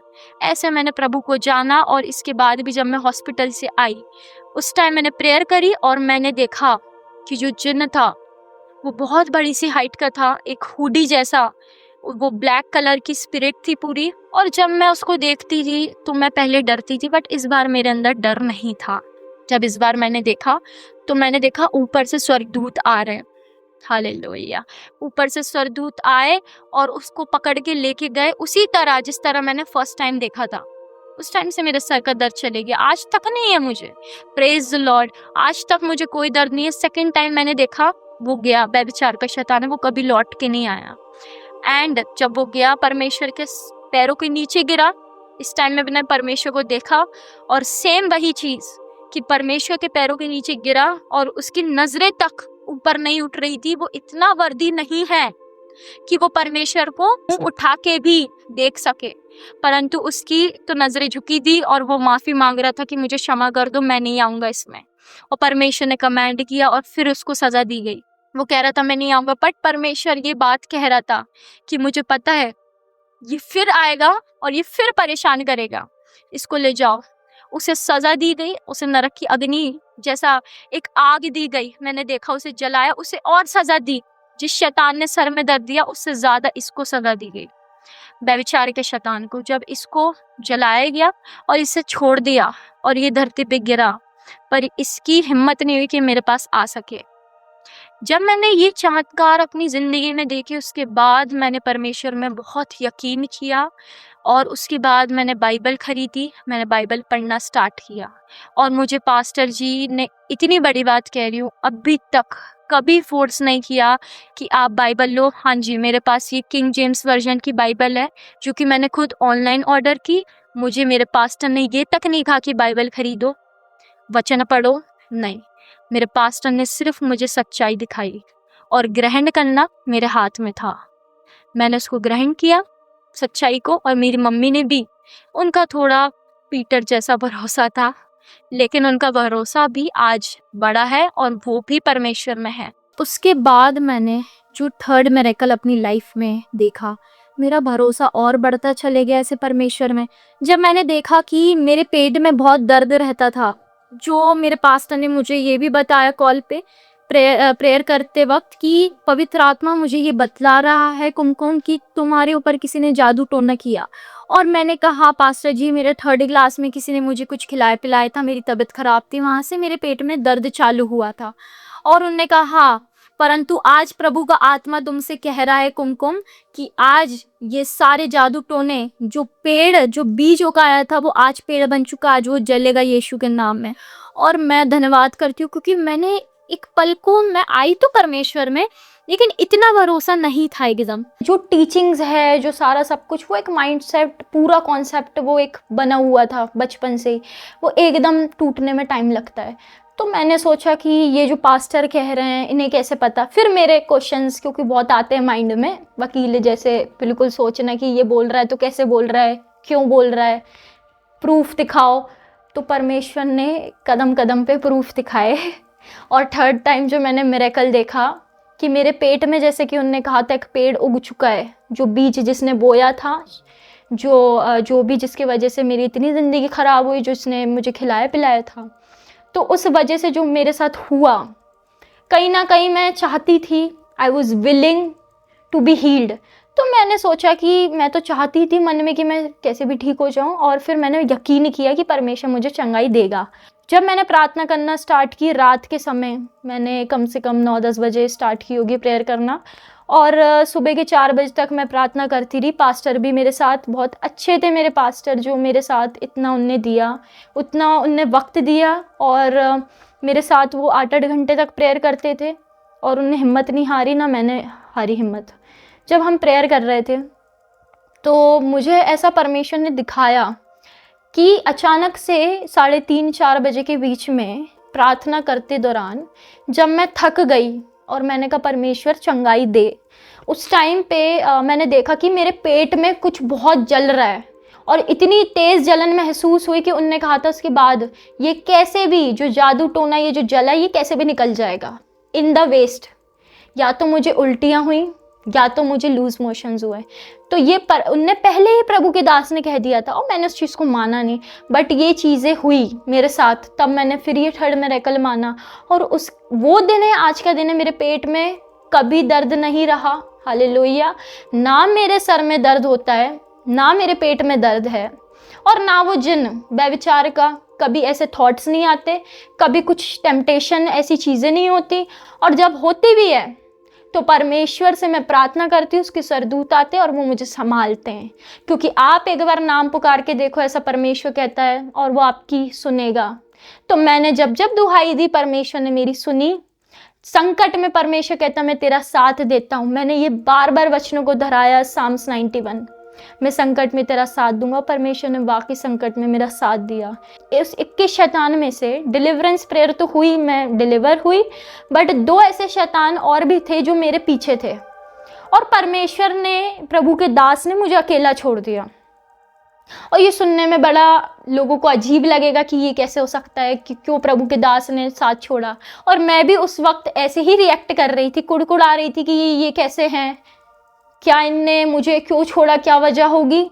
उनने मुझे कुछ नहीं बताया, साइलेंटली मुझे छोड़ दिया। उनका फ़ोन नंबर लग नहीं रहा, और मैं उस टाइम मैं समझ नहीं पा रही मैं क्या करूं। उस टाइम पे मैंने सोचा कि नहीं, मुझे खुद ही कुछ करना पड़ेगा। मैंने 2 दिन तो सबसे छुपाया कि मुझे कुछ नहीं हो रहा, हालांकि मुझे कुछ नहीं हो रहा था, बट कहीं ना कहीं वो चीज़ें मुझे आके डरा रही थी। वो 2 ईवल स्पिरिट रोज़ रात को मेरे सामने आती थी अंधकार में और मुझे परेशान करती थी। उस वक्त मुझे याद है मेरी मम्मी कहीं गई हुई थी बाहर कुछ 2-3 दिन के लिए, मेरे पापा के साथ में रह रही थी। मेरे पापा ऑलमोस्ट बाहर होते थे कुछ काम से, और उस टाइम मैं अकेली होती थी। और परमेश्वर मेरे साथ मुझे दिखता नहीं था। मैं उसे पुकारती थी, बट पास्टर की तरह पवित्र आत्मा मेरे पास नहीं था जो परमेश्वर मुझसे बात करे। वो परमेश्वर की जब मर्जी थी तभी उसने मुझसे बात की उस दिन। उसके बाद मुझे परमेश्वर की ना आवाज़ आई, ना मुझसे बात की, कुछ नहीं। पर मैंने जब ईवल स्पिरिट्स को 2 दिन तक उसने मुझे डराया, मैंने देखा, और मैं सिर्फ परमेश्वर का नाम लेके कांपती थी, मेरे अंदर डर था। वो परमेश्वर के दास को परमेश्वर ने खुद मना किया था, आज्ञा दी थी कि इस लड़की को अकेला छोड़ दे। क्यों? क्योंकि परमेश्वर मुझे एक बड़े कार्य के लिए चुन रहा है, और उसकी जो बुलाहट है मेरे लिए वो बड़ी है। और वो मुझसे चाहता है कि मैं किसी के सहारे नहीं, पास्टर, किसी अपोस्टल, किसी भी टीचर या किसी प्रचारक के सहारे नहीं, बल्कि परमेश्वर की उपस्थिति में चलूं, अकेले परमेश्वर पे भरोसा करूं, उसके साथ चलूं, ना कि किसी पास्टर या अपोस्टल पे डिपेंडेंट हो जाऊं। बट वो मुझे इंडिपेंडेंट बनाना चाहता था, इसलिए सबने मुझे छोड़ दिया। उसके बाद जब मैंने तीसरे दिन शैतानों को देखा, वो हंस रहे थे। उसके बाद मेरे पास बाइबल भी नहीं थी उस टाइम पे, तो मैंने जो वचन थे जो मुझे परमेश्वर के दास ने सिखाए थे, मेरे पास वो वचन में लिखे थे, वो ही मैं पढ़ रही थी, साम्स 91 बार बार। और मैंने कहा, हे परमेश्वर, तेरा वचन कहता है कि तू अपने स्वर्गदूतों को आज्ञा देगा और दिखाएगा कि वो किस प्रकार तू सज़ा देता है विधर्मियों को, दंड देता है। और तूने अपने वचन में कहा है कि मैं अपने स्वर्गदूतों को आज्ञा दूंगा, तुम जहाँ कहीं भी जाओगे वह तुम्हारी रक्षा करेंगे, और वो तुम्हें अपने हाथों पर उठा लेंगे कि कहीं तुम्हारे पैरों को पत्थर से चोट ना लगे। और उनका वचन जब मैंने पढ़ा और मैंने उसको बुद्धि ज्ञान से समझा, कि फिर मैंने उसको रोंदना चालू किया शैतान को। फिर मेरे अंदर एक सामर्थ आया, जैसे कि एक फियरलेस हो गई मैं, और मेरे अंदर से डर गायब हुआ। मैंने प्रार्थना करना चालू की, चिल्ला चिल्ला के मैंने उनसे लड़ाई की, और मैंने कहा, सिंह और सांप, तू शैतान, मैं तुझे कुचलती हूँ पैरों के नीचे, क्योंकि परमेश्वर ने मुझे अधिकार दिया। फिर प्रभु की आत्मा ने मुझे अचानक से, मुझे आवाज़ आती है कि तू ऐसे बोल, यीशु के नाम में शैतान, मैं तुझे हुक्म देती हूँ, चले जा, तेरा अधिकार नहीं है, तू कुछ नहीं कर सकता। और मैंने ये बोलना चालू किया, और जैसे मैं बोल रही थी, मेरे पापा को कुछ सुनाई नहीं दे रहा, और वो इतनी गहरी नींद में भी नहीं थे कि आपके बगल में कोई इंसान है और चिल्ला रहा है और आपकी नींद ना खुले। बट ये एक मिरेकल है कि परमेश्वर को मुझे अकेला छोड़ना था ताकि मैं समझूं, सीखूं, और मैंने ऐसे लड़ना चालू किया। उसके बाद जब मैं कुछ टाइम बाद पास्टर से कांटेक्ट में आई, तो उनने कहा, मुझे पता था कि तुम्हारे साथ ये होगा, क्योंकि परमेश्वर ने मुझे आज्ञा दी थी, और तुम्हें परमेश्वर ने बहुत बड़े कार्य के लिए चुना, ये परमेश्वर के दास ने मुझे कहा। और उसके बाद जब मैंने परमेश्वर को ऐसे जाना, फिर मुझे बपतिस्मे के पहले ही पवित्र आत्मा मुझ पे उतरा। मैंने अन्य भाषा में बोलना स्टार्ट किया। मुझे कोई भाषा नहीं पता था, और फिर पवित्र आत्मा के बाद जब परमेश्वर ने मुझे लीड किया, मुझसे बात की, तो परमेश्वर ने कहा कि तेरा बपतिस्मा होगा दिसंबर में। तो जब दिसंबर मैंने परमेश्वर से पूछा मैं कहाँ जाऊँ, उस टाइम मुझे परमेश्वर ने लीड किया कि तू हैदराबाद जा। अब मैं बिना सोचे समझे अब्राहम की तरह दूसरी स्टेट गई, मैं हैदराबाद गई, मैंने परमेश्वर पे यकीन किया।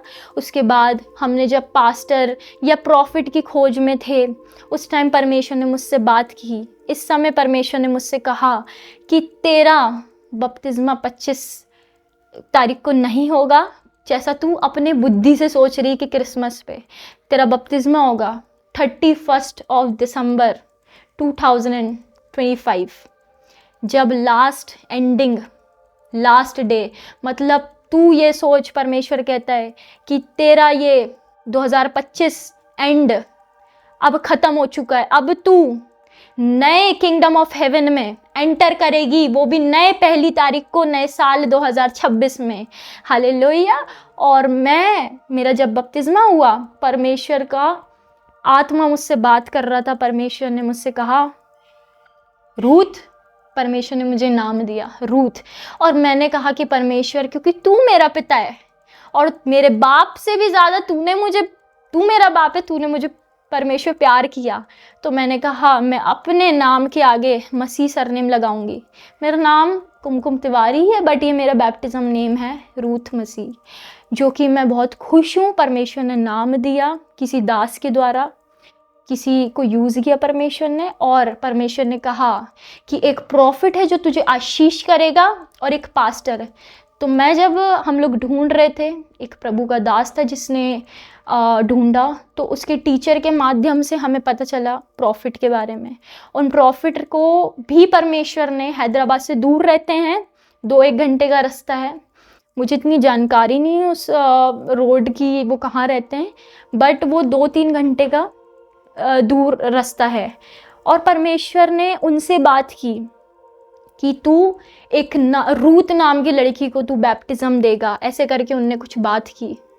और उनने कहा कि तू इसको आशीष कर, इसको बैप्टिज्म देने जा। और जिस पास्टर की बात हो रही है, उनका वो चर्च था जो कि पेंटिकोस्ट चर्च है। वहाँ पे मेरे लिए पूरा बैप्टिज्म के लिए रेडी किया, मेरा वहाँ बैप्टिज्म हुआ। और सबसे बड़ी बात है ब्रदर जी कि मैंने विजन्स देखे यहाँ से।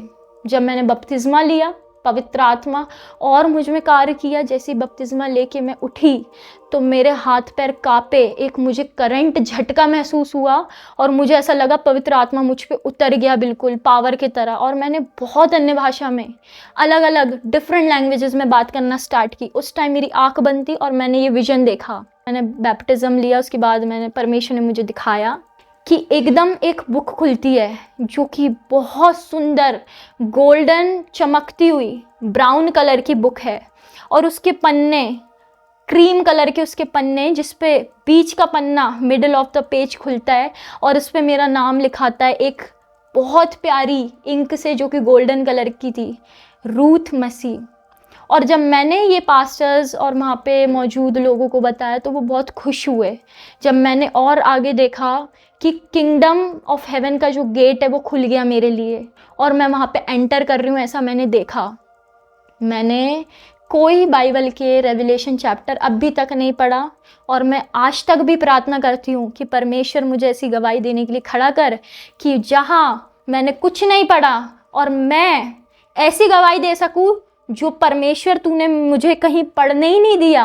मैंने कुछ बाइबल में नहीं पढ़ा और मैं बोल पा रही हूँ लोगों के सामने।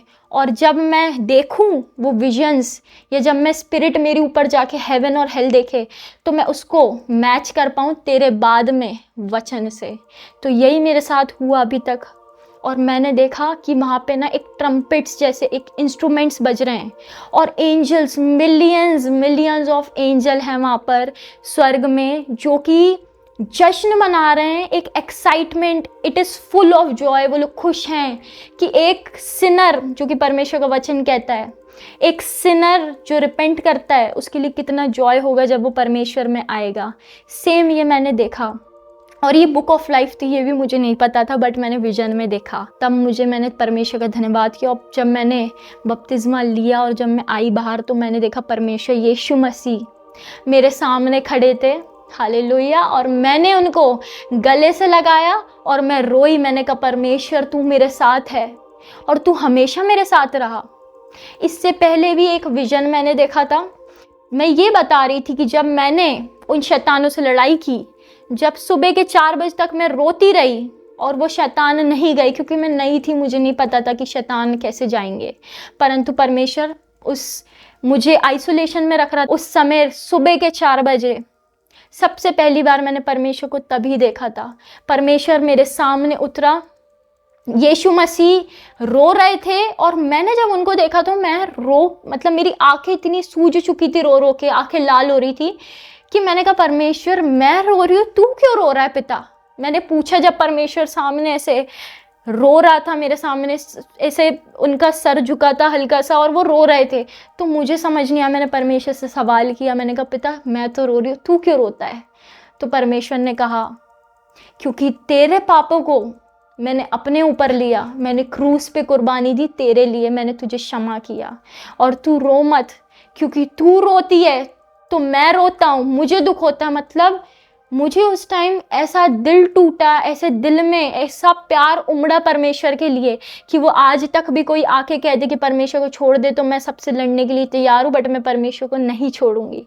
क्योंकि मैंने ये देखा कि जैसे मेरी मम्मी रोती है, जैसे हमारे माँ बाप अपने बच्चों को दुख में देखे तो रोते, ऐसे ही मैंने देखा कि यीशु मसीह अपनी बेटी को इतना रोते हुए देख चुके हैं कि वो हमारे दुख दर्द को जो लोग कहते हैं ना हम आपके दुख को समझ सकते हैं, हम आपके दर्द को, भाई आपने उस दर्द को नहीं लिया अपने ऊपर, आप कैसे समझ सकते हो।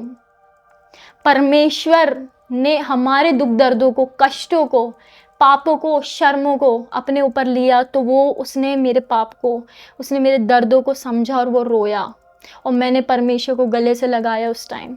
और परमेश्वर के जस्ट साइड में मुझे दिखे पिता यहोवा, लेकिन मुझे उनकी शक्ल कभी नहीं दिखी आज तक। हम इतने धर्मी नहीं, इतने वर्दी नहीं हैं कि हम देख सकें। हाँ, ऐसा परमेश्वर चाहे, उसकी खुद की इच्छा हो तो वो, जैसे उसने मुझे स्वर्ग दिखाया, उसने यीशु मसीह को मैंने देखा, पवित्र आत्मा, चीज़ें सब कुछ, एंजल्स को देखा, उसकी इच्छा है तो वो अपना फेस भी दिखाएगा, लेकिन वो उसकी इच्छा होनी चाहिए। मैंने परमेश्वर को देखा और वो बहुत चमक रहे थे, उनके फेस से इतनी ब्राइटनेस आ रही थी कि मेरी आंखें बंद हो रही थी और मैं उसको देख नहीं पा रही थी।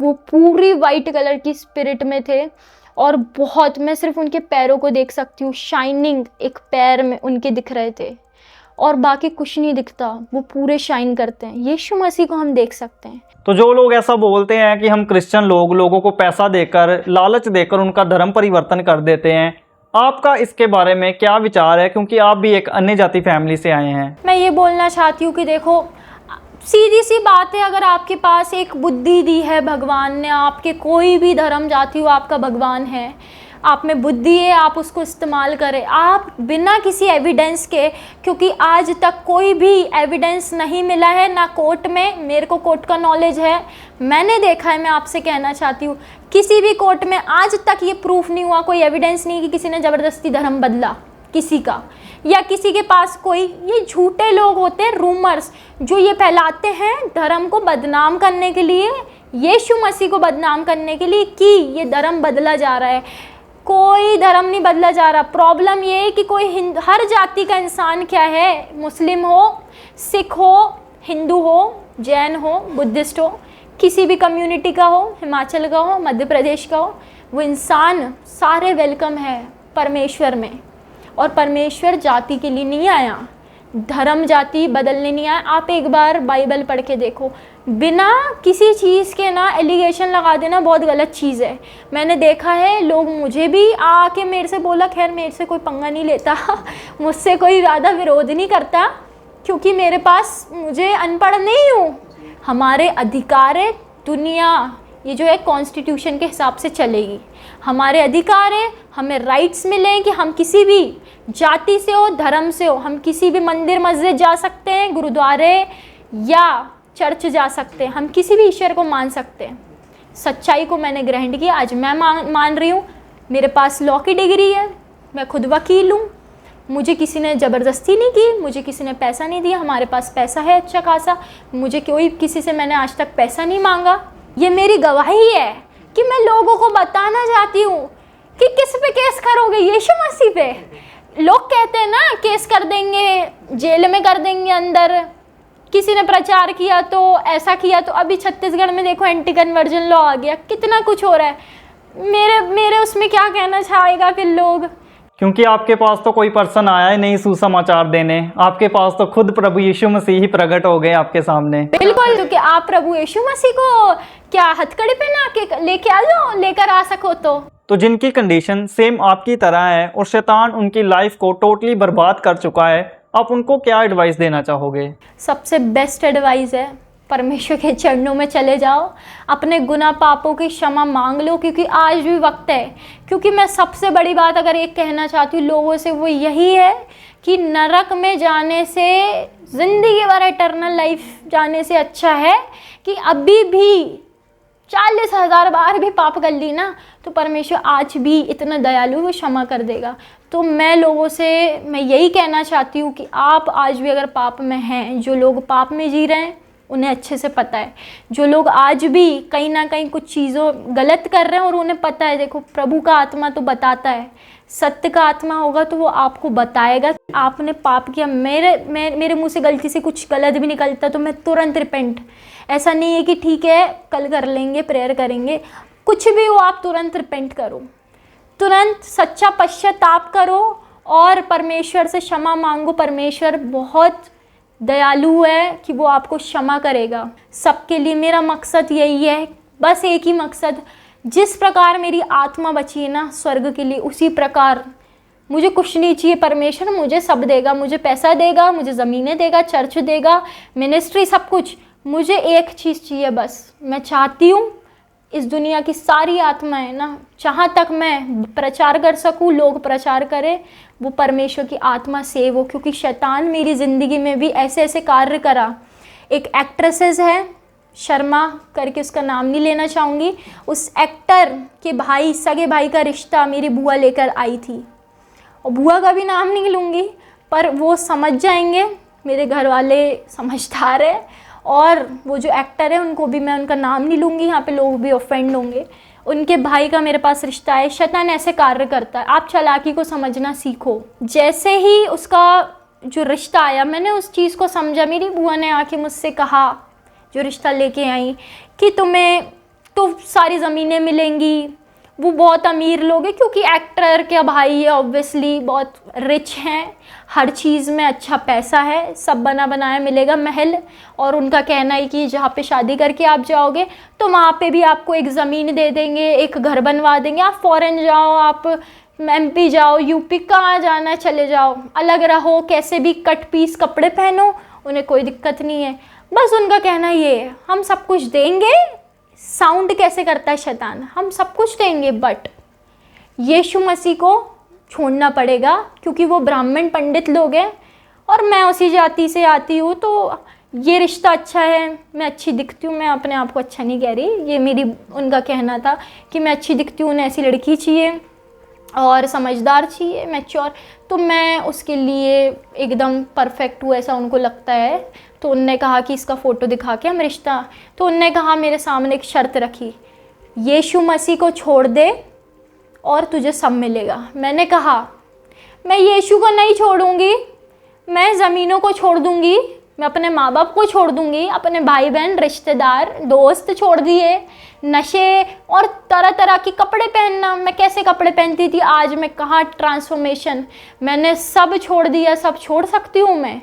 घर नहीं चाहिए मुझे, आलीशान घर मुझे नहीं चाहिए, वो पैसा सारी दौलत मेरे लिए सबसे बढ़कर है, यीशु मसीह सबसे बड़ी दौलत। और परमेश्वर जैसा कहता है, मेरे पीछे हो ले, मैं अन्य वस्तु जो यूँ ही, क्या हमारे परमेश्वर के लिए कुछ असंभव है कि हमें वो कुछ दे नहीं सकता? तो मैं आज कुछ नहीं हूँ, पर मेरा परमेश्वर मुझे इतना बड़ा बनाएगा, इतना ऊंचा उठाएगा, ये मुझे विश्वास है कि पूरा घर क्या पूरे लोग देखेंगे कि परमेश्वर ही मेरे साथ रहा। तो सिस्टर जी, पूरी गवाह यीशु की टीम आपका दिल से धन्यवाद करती है कि आप इतनी दूर से आए हमारे पास और आपने अपनी इतनी बड़ी गवाही हमारे साथ शेयर की। इसके लिए पूरी गवाह यीशु की टीम आपका दिल से धन्यवाद करती है। जय मसीह की सिस्टर जी। जय मसीह की। तो अभी आपने परमेश्वर की बेटी की गवाही को सुना है और आज आपने जाना कि कैसे परमेश्वर आज भी सचमुच आज भी बड़े बड़े काम करने की ताकत रखता है और परमेश्वर सचमुच किसी का धर्म नहीं बदलता। ये वीडियो एक जीवित सबूत है कि सचमुच परमेश्वर जीवन बदलता है, वो किसी का धर्म नहीं बदलता। तो आप ये वीडियो उन लोगों के साथ ज़रूर शेयर करना जिनकी कंडीशन सेम इस बहन की तरह है। परमेश्वर उनको भी आज़ाद करेगा। सबको जय मसीह की। तो मेरे प्रिय भाई बहनों, अभी आपने एक बहुत बड़ी अद्भुत गवाही को सुना। तो मेरा विश्वास है परमेश्वर इस गवाही के द्वारा आपके जीवनों में 100 गुना फलों को लेकर आएगा। आप इस टेस्टिमनी को अपने दोस्तों के साथ, फैमिली मेंबर्स के साथ शेयर ज़रूर करें ताकि वो भी जान सके कि परमेश्वर कैसे लोगों के जीवन में काम कर रहा है। मेरा विश्वास है परमेश्वर इस गवाही को सुनने के बाद आपके जीवनों को सेम नहीं रहने देगा। आप हमारे चैनल गवाह यीशु दे को सब्सक्राइब कर लें ताकि आने वाले दिनों में आप परमेश्वर के और गवाहों के साथ मिल सके। अगर आप भी अपनी टेस्टिमनी हमारे साथ शेयर करना चाहते हैं तो नीचे आपको एक ईमेल आईडी दिखाई दे रही होगी, आप उस ईमेल पर अपनी डिटेल शेयर कर दें, हम आपके साथ कांटेक्ट ज़रूर करेंगे। मेरा विश्वास है परमेश्वर आपके जीवनों को सेम नहीं रहने देगा। God bless you all. सभी को जय मसीह की। ਅਸੀਂ ਯਿਸੂ ਦੇ